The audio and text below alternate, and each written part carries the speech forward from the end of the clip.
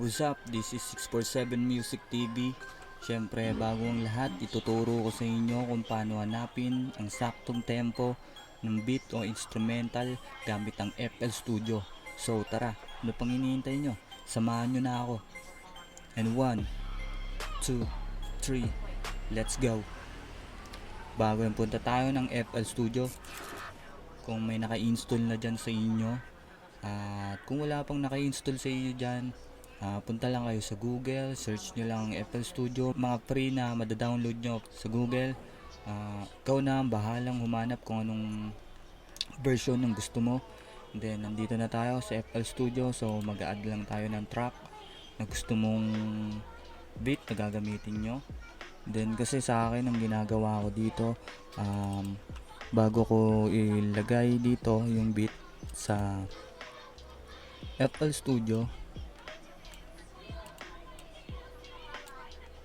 bubukas muna ako ng virtual DJ at doon ko makikita yung eksaktong tempo niya talaga, yung pinaka tempo ng beat. Ayan, lagay natin dito.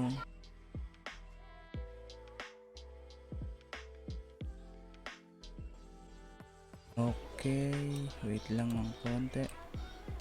I-drag lang natin dito. And then 113.47,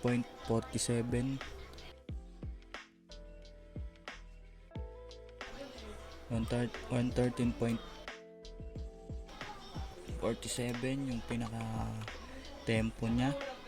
And then right click nyo lang to, and then right click, punta ng edit, audio editor, punta lang kayo doon, and makikita nyo dito may tempo dyan. Right click nyo lang, right click nyo lang,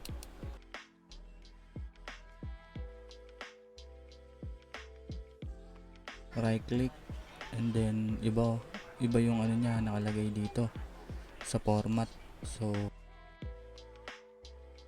detect natin yan, yung lalabas yung pinaka-eksakto talaga yung tempo.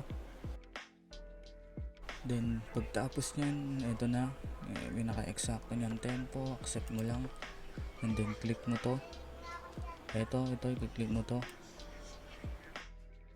and drag mo lang dito, tapos okay na. Tapos nun, click mo lang to, yan, tapos detect tempo. Ito na, click mo lang to, tapos nyan yes mo lang. Ayun na yung pinaka-eksakto nyan tempo. Okay, tapos papainggan natin.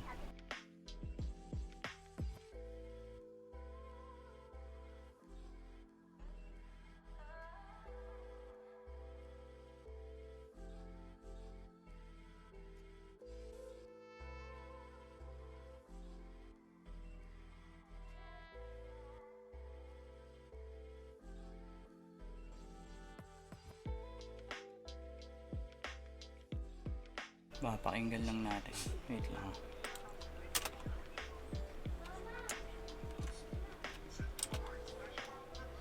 Nakalak pala. Hindi natin na ano.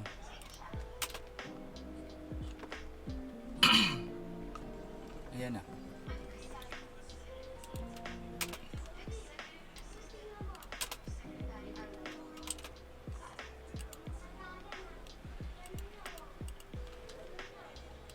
Then pagtapos nun, goods na lahat, wala nang hassle. Ayun lang yun.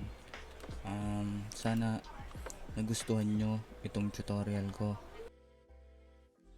Marami pa tayong gagawin sa mga susunod na video. Sana nagustuhan nyo to. Itong itinuturo ko for beginners only lang. Sana may matutunan kayo dito kahit papano sa mga nagsisimula pa lang tuklasin ng FL Studio. Sobrang lawak talaga ng FL Studio.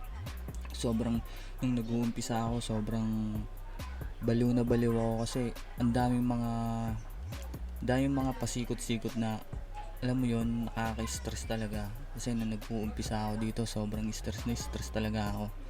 I mean talagang mula dito sa mixer, sobrang nakakalito.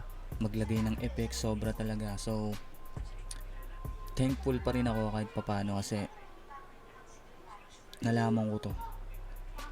Talagang inusig ko talaga ng mas maigi.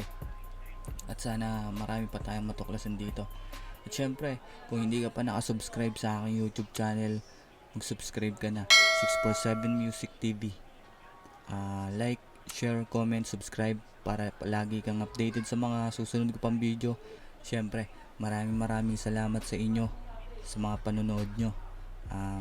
Hanggang dito na lang. Peace out, yeah.